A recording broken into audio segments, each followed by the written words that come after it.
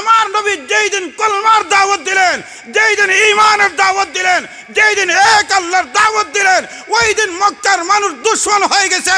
এর থেকে শিক্ষা গ্রহণ করার দরকার। কিয়ামত পর্যন্ত নবীর কোন উম্মত যতক্ষণ পর্যন্ত দাওয়াতের কাজ করবে না, ঈমানের পথে মানুষকে ডাকবে না, শরীয়ত বিরোধী কাজ থেকে মানুষকে বাধা দিবে না, ততদিন পর্যন্ত মানুষ তাকে ভালোবাসবে। আর যেই দিন আল্লাহর পক্ষে, আল্লাহর পথে মানুষকে ডাকবে, ঈমানের পথে মানুষকে ডাকবে, কোরআনের পথে মানুষকে ডাকবে, ওই দিন আর সবার কাছে মহব্বতের মানুষ থাকবে না। ওই দিন সবাই তার দুশমন হয়ে যাবে।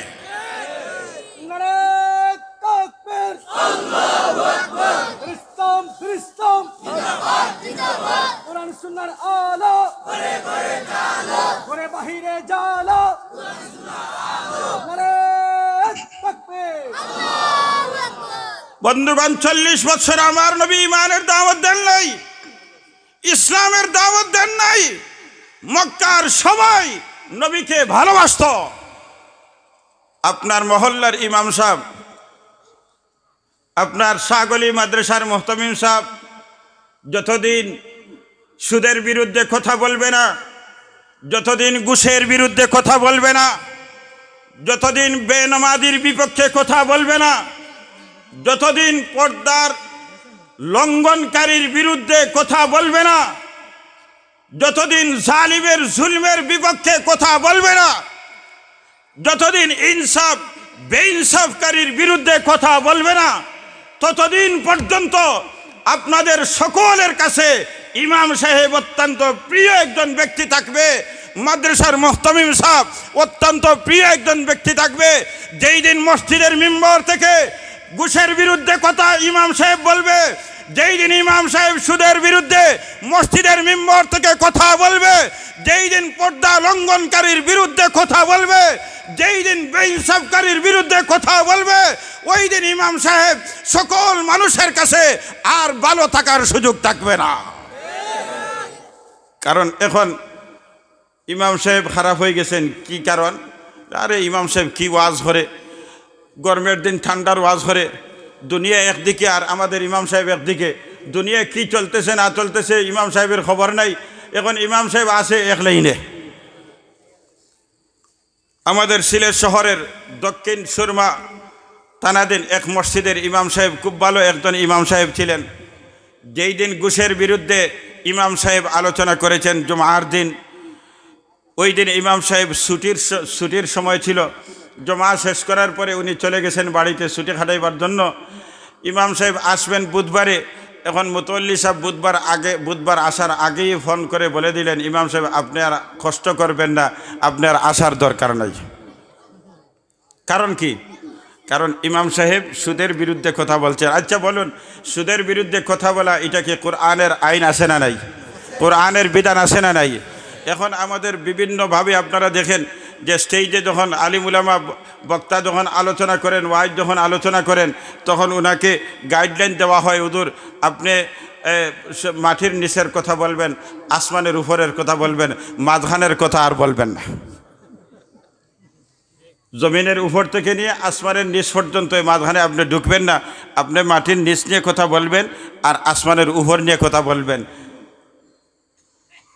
হুজুর আপনি সুদের বিরুদ্ধে কথা বলবেন না, আপনি রাজনীতি নিয়ে কথা বলবেন না, আপনি এই নিয়ে কথা বলবেন না, সেই নিয়ে কথা বলবেন না।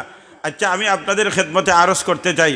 আচ্ছা বুঝলাম সুদের বিরুদ্ধে কথা বললাম না, আপনি দুইজন সুদওয়ালা, সুদের সাথে উঠা বসা আপনার সম্পর্ক, এই দুইজন শুধুমাত্র বাঁচল, তারা বড় খুশি হইল যে সুদের বিরুদ্ধে হুজুর ওয়াজ করবে না।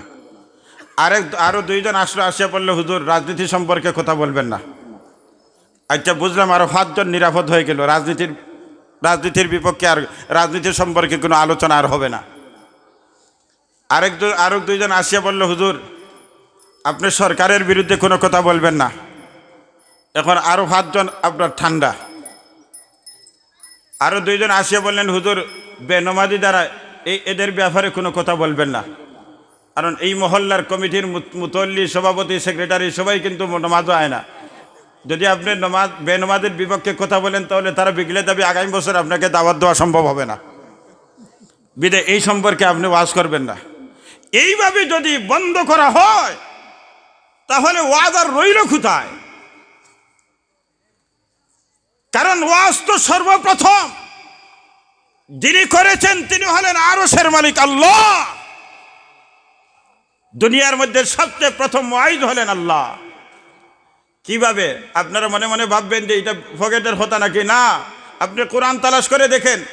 কোরআনের মধ্যে আমার আল্লাহ যে বর্ণনাটা আপনাদের কাছে পরিচিত, সেই বর্ণনা বলতেছি ৬৬৬৬ আয়াত। আসলে এই সংখ্যাটা নির্ভুল নয়, কিন্তু আপনারা জানেন হিসাবে আমি বললাম যে আপনারা জানেন কোরআনে আয়াত আছে ৬৬৬৬ আয়াত। আপাতত ধরে নিলাম ৬৬৬৬ আয়াত। এই ৬৬৬৬ আয়াতের মধ্যে মুফাসসিরিনে কেরাম বলেন মাত্র ৫০০টা আয়াত হলো বিধিবিধান সম্বলিত আয়াত। আয়াত কতটা? মাত্র ৫০০টা আয়াত হলো বিধান সম্বলিত আয়াত। ওই ৫০০ আয়াতের মধ্যে আমার আল্লাহ হালাল হারামের কথা বলেছেন, ওই ৫০০ আয়াতের মধ্যে নামাজের কথা বলেছেন, ওই ৫০০ আয়াতের মধ্যে রোজার কথা বলেছেন, ওই ৫০০ আয়াতের মধ্যে যাকাতের কথা বলেছেন, ওই ৫০০ আয়াতের মধ্যে সুদের কথা বলেছেন, ওই ৫০০ আয়াতের মধ্যে পর্দার কথা বলেছেন, ওই ৫০০ আয়াতের মধ্যে জিনা ব্যভিচারের কথা আমার আল্লাহ আলোচনা করেছেন। ওই ৫০০ আয়াতের মধ্যে একজন মানুষের জন্ম থেকে নিয়ে মৃত্যু পর্যন্ত যত বিধিবিধানের দরকার সবগুলি ওই ৫০০ আয়াতের মধ্যে আল্লাহ আলোচনা করেছেন। তাহলে ৫০০ আয়াত যদি চলে যায় তাহলে বাকি রইল কয় আয়াত? বলেন না, ৬৬৬৬ আয়াতে যদি ৫০০ চলে যায় তাহলে ৬১৬৬ আয়াত রইল। এগুলা কি? মুফাসসিরিনে কেরাম বলেন আমার আল্লাহ এই ৬১৬৬ আয়াতের মধ্যে দুনিয়াবাসীরে ওয়াজ করেছেন। সুবহানাল্লাহ বলবেন না? কত আয়াতে ওয়াজ? বলেন কত আয়াতে ওয়াজ? ৬১৬৬ আয়াতে আমার আল্লাহ শুধুমাত্র কি করেছেন? ওয়াজ করেছেন। কারণ কি? ওয়াজের মাধ্যমে মানুষের দিলে উৎসাহ উদ্দীপনা হয়। এই জন্য সে নামাজ আদায় করবে, রোজা রাখবে, হজ আদায় করবে, যাকাত দিবে, সুদ ছাড়বে, ঘুষ ছাড়বে, পর্দার বিধান মানবে, জিনার দরজা বন্ধ হবে, ইনসাফ প্রতিষ্ঠা হবে, ন্যায় প্রতিষ্ঠা হবে।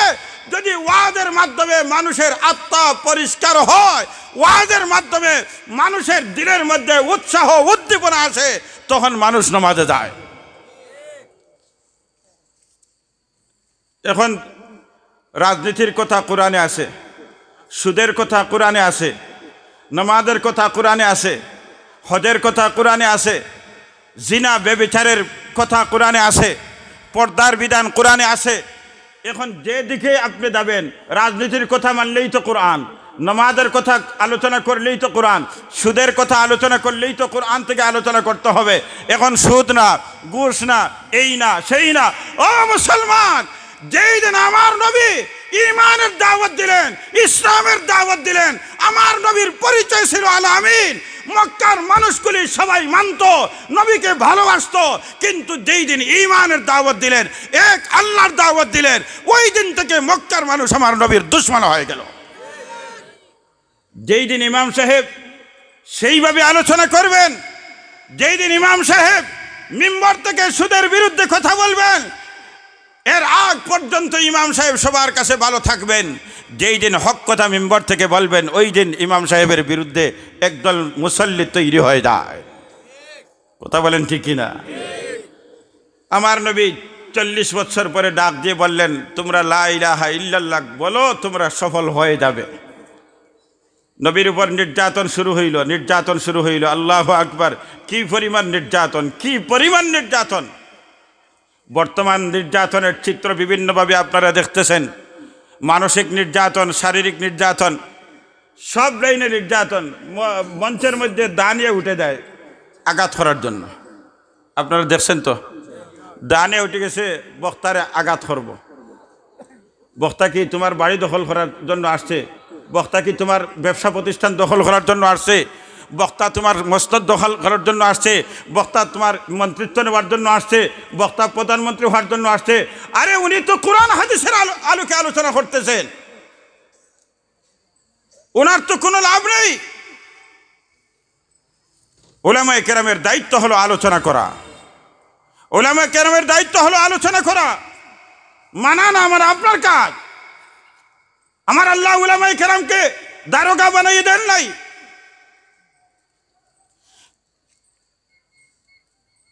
আমার নবীকে দারোগা বানান নাই। নবীকে বলছেন তোমার কাজ হলো দাওয়াত দেওয়া। কে ইসলাম কবুল করবে, কে কোরআনের বাণী কবুল করবে না করবে, এটা সিদ্ধান্ত আমি আল্লাহর। ইন্নাকা লা তাহদি মান আহবাবতা ওয়ালাকিন্নাল্লাহ ইয়াহদি মান ইয়াশা। আমার আল্লাহ জানাই দিলেন, বন্ধু আপনার কাজ হলো দাওয়াত দেওয়া, হেদায়েতের জিম্মাদারি আমার হাতে। কে নামাজের আলোচনা শুনলে নামাজি হবে, কে রোজার আলোচনা শুনলে রোজাদার হবে, কে হজের আলোচনা করলে হজে যাবে, কে যাকাতের আলোচনা করলে যাকাত শুনবে, যাকাত সঠিকভাবে প্রদান করবে, কে পর্দার বিধান আলোচনা করলে আলোচনা মেনে পর্দার বিধান প্রতিষ্ঠা করবে, কে ইনসাফের কথা আলোচনা শুনলে ইনসাফ প্রতিষ্ঠা করবে, কে দায়িত্ব সম্পর্কে আলোচনা শুনলে দায়িত্ব প্রতিষ্ঠা করবে। আমি আল্লাহ জানি, যার মাধ্যমে আমার সিদ্ধান্ত তাকে দিয়েই আমি হেদায়েতের পথ উন্মুক্ত করব। যদি হেদায়েত আলিমের হাতে থাকতো, হেদায়েত যদি নবীর হাতে থাকতো, তাহলে আমার নবীর চাচা আবু তালিব জাহান্নামী হইয়া দুনিয়ার থেকে যাইত না। আমার নবী আবু তালিবের মৃত্যুর সময়, নিকটবর্তী মৃত্যুর সময় আবু তালিবের কাছে গেলেন নবীজি, কারণ আবু তালিব নবীজির কাছে এত প্রিয় একজন চাচা ছিলেন। দুনিয়ার মধ্যে সবচেয়ে বেশি সাহায্য করেছেন দুইজন মানুষ, একজন হলেন নবীজির ঘরে আমাদের সকলের মা আম্মাদান খাদিজাতুল কুবরা রাদিয়াল্লাহু তাআলা আনহা, আর আরেকজন বাহিরে ছিলেন নবীজির চাচা আবু তালিব। এত সাহায্য করলেন, কিন্তু ঈমান কবুল করেন নাই। দুনিয়া থেকে যাওয়ার সময় আসছে, নবীজি কাছে গেলেন, বুঝাইতেছেন, কুল ইয়া আম্মি লা ইলাহা ইল্লাল্লাহ, কুল ইয়া আম্মি লা ইলাহা ইল্লাল্লাহ উহাজ্জু লাকা বিহা ইনদাল্লাহ। ও আমার চাচা আবু তালিব, একটাবার তোমার জবান দিয়ে লা ইলাহা ইল্লাল্লাহ উচ্চারণ করো, কারণ এই সময় তোমার কলমা কিন্তু কবুল হওয়ার সময় না। যখন মানুষ দুনিয়ার থেকে, দুনিয়ার জীবন থেকে নিরাশ হয়ে যায়, এই সময় যদি তওবা করে তাহলে ওই তওবা কাজে আসে না। দুনিয়ার জীবন থেকে যখন নিরাশ হয়ে যায়, সকরাত শুরু হয়ে যায়, তখন যদি বেনামাজি নামাজ শুরু করে তাহলে ওই নামাজ আল্লাহ কবুল করেন না। তওবা যদি করে গুনাহ থেকে তওবা কবুল হয় না। আল্লাহর গোলামি যদি শুরু করে আল্লাহর কাছে গোলামি পছন্দ হয় না। ও চাচা, একটাবার আপনি বলেন লা ইলাহা ইল্লাল্লাহ, নামটা আপনি লিখে দেন, তালিকায় নামটা উঠে যাক। হাসরের ময়দান জিম্মাদারি আমি নিলাম। ও হাজ্জু লাকা বিহা ইনদাল্লাহ, আপনার ব্যাপারে যা করার সব কিছু হাসরের ময়দান মালিকের সাথে আমি করব। কিন্তু নবীজি বলেন, চাচা একটাবার লা ইলাহা ইল্লাল্লাহ বলেন। আর আবু তালিবের কাছে দুশ্মনের মধ্যে আবু জাহালও ছিল, বড় দুশ্মন, বড় কাফির আবু জাহেলও ছিল, আরও মুরব্বী যারা কাফিরদের তারাও ছিল। আবু জাহেল বলল, আবু তালিব রে, মৃত্যুর ভয়ে শেষ মুহূর্তে বংশের মধ্যে কালি লাগাইবে না। মৃত্যুর ভয়ে বাতিজার ধর্ম গ্রহণ করে সারা জীবন বাতিজার ধর্মের বিরোধী ছিল, বাতিজার ধর্ম গ্রহণ করো নাই। এখন শেষ মুহূর্তে যদি বাতিজার ধর্ম গ্রহণ করো তাহলে বোঝা যাবে মৃত্যুর ভয়ে বাতিজার ধর্ম গ্রহণ করেছ। এইভাবে যদি গ্রহণ করো তাহলে তোমার বংশের মধ্যে তোমার বংশের উপর কালি লাগাইবা, আরে বংশের বদনাম করবা। এই জন্য তোমরা এই তো বংশের মধ্যে সবচেয়ে মক্কার জমিনে তোমরা এই নেতৃত্ব দিয়েছ, তোমাদের বংশ নেতৃত্ব দিয়েছে। আরে আবু তালিব মৃত্যুর ভয়ে বাতিদার ধর্ম গ্রহণ করে বংশের উপর কালি লাগাইও না, কালি লেপন করো না। একদিকে নবীজি ওয়াজ করেন, অন্যদিকে আবু জেহেল দাওয়াত দেয়। এখন নবীজি নিরাশ হয়ে গেলেন, আর সারা জীবনের সাহায্যগুলির চিত্র নবীজির চেহারার মধ্যে বাসতে শুরু করলো, চোখের মধ্যে বাসতে শুরু করলো। আরে চাচা আবু তালেব, তুমি তো এই সাহায্য করেছিলে, তুমি তো এই সময় সাহায্য করেছিলে, তোমার সাহায্যগুলি মক্কার জীবনে আমি নবীজির দাওয়াত দেওয়ার জন্য তোমার সাহায্য স্মরণীয় হয়ে থাকবে। ও চাচা, একটাবার লা ইলাহা ইল্লাল্লাহ বলেন, কারণ যদি লা ইলাহা ইল্লাল্লাহ উচ্চারণ করেন না আর ওই ইমানদারের তালিকায় যদি নাম হয় না, তাহলে যতই নবী আমি হই, হাসরের ময়দান জাহান্নাম থেকে বাঁচানো আমার পক্ষে সম্ভব হবে না। এখন নবীজি দেখলেন চাচার তো আর হাত আসে না, কলমা তো আর উচ্চারণ হয় না। নবীজি চোখ মারক দিয়ে ঝড় ধরাইয়া পানি ছেড়ে দিলেন। আরও সের মালিক আল্লাহ নবীজির মাহবুবে কিবরিয়ার চোখের পানি সহ্য করতে পারেন নাই। আর জিবরিলকে ডাকলে, জিবরিল আমার বন্ধুকে সান্ত্বনা দিয়ে আসো, আমার বন্ধুকে সান্ত্বনার বাণী শুনাইয়া আসো। ইন্নাকা লা তাহদি মান আহবাবতা ওয়ালাকিন্নাল্লাহ ইয়াহদি মান ইয়াশা। আমার বন্ধু, আপনার হাতে আমি হেদায়েতের জিম্মাদারি দেই নাই। ইন্নাকা লা তাহদি মান আহবাবতা, আপনি যাকে পছন্দ করবেন সেই হেদায়েত প্রাপ্ত হবে। না না না, হেদায়েতের জিম্মাদারি আমার হাতে, আমি আল্লাহ হেদায়েতের জিম্মাদারি নিলাম। তবে আপনার দায়িত্ব হলো দাওয়াত দেওয়া, আপনার দায়িত্ব হলো ওয়াজ করা। কে ওয়াজ মানবে আর কে মুসলমান হবে, কে নমাজি হবে, কে গুড় ছাড়বে, কে যাকাত দাতা হবে, কে হাজি সাহেব হবে, কে গুড় ছাড়বে, কে সুদ ছাড়বে, কে পর্দার বিধান কে পর্দার বিধান মানবে। আরে তুমি ওয়াজ করো, তোমার কার দায়িত্ব হলো ওয়াজ করা। আর মানা না মানার জিম্মাদারি নিলাম আমি আল্লাহ। তার দিলের মধ্যে আমার হেদায়েতের আলো জ্বালানোর সিদ্ধান্ত, তার ভিতরে আমি ওয়াজ বসাইব। সে নমাজি হবে, সে রোজাদার হবে, সে হাজি সাহেব হবে, সে যাকাতদাতা হবে, সে পর্দার বিধানওয়ালা হবে, সে দিনদার হবে, সে ইমানদার হবে। আপনার চাচা আবু তালিবের দিলের মধ্যে হেদায়েত হবে না, কারণ আমি আল্লাহ সেই দরজাটা তালাবদ্ধ করে রেখেছি। এখন নবীজি দাওয়াত দিতে দিতে শেষ পর্যন্ত 13টা বছর দাওয়াত দিলেন। মক্কার মানুষগুলিকে 13 বছর দাওয়াত দিলেন। দাওয়াত দেওয়ার পরেও কিন্তু দেখা যায় নির্যাতন বন্ধ হয় না। ও মুসলমান, আমার নবী, বিশ্ব নবী, ইমামুল আম্বিয়া, শফিউল মুজনিবিন হওয়ার পরে যে নবীর জন্য আসমান বানাইলেন, যে নবীর জন্য জমিন বানাইলেন, যে নবীর জন্য জান্নাত জাহান্নাম বানাইলেন, যে নবীর জন্য আরশ কুরসি লৌহ কলম বানাইলেন, যে নবীর জন্য আদমকে বানাইলেন, যে নবীর জন্য আব্বাকে বানাইলেন, যে নবীর জন্য রাষ্ট্রপতি বানাইলেন, যে নবীর জন্য প্রধানমন্ত্রী বানাইলেন, ওই নবীও সঠিক যখন হেদায়েতের কথা বলতেন, তখন আমার নবীর উপর নির্যাতনের সিমরুলার চলছে। কিয়ামত পর্যন্ত যারাই হকের কথা বলবে, যারাই কোরআনের কথা বলবে, ঈমানের কথা বলবে, দাওয়াতের কথা বলবে, তাদের উপর নির্যাতন আসবে, ফাঁসির কাছে ঝুলবে, জেল জুলুম আসবে, কোনো পরোয়া নাই, পরোয়া নাই, পরোয়া নাই। আল্লাহু আকবার। ইসলাম জিন্দাবাদ, জিন্দাবাদ, জিন্দাবাদ। শাহজালালের তলোয়ার গর্জে উঠুক আরেকবার, কোরআনের তলোয়ার গর্জে উঠুক আরেকবার। ও মুসলমান ইমানদার, হকের আওয়াজ থাকবে, হকের আওয়াজ থাকবে। নির্যাতন আসবে, জেল জুলুম আসবে, ফাঁসির কাছে ঝুলতে হবে। এটা হলো আম্বিয়া কেরামের সুন্নাত। আমার নবী 13টি বৎসর মক্কার সরজমিনে দাওয়াত দিলেন।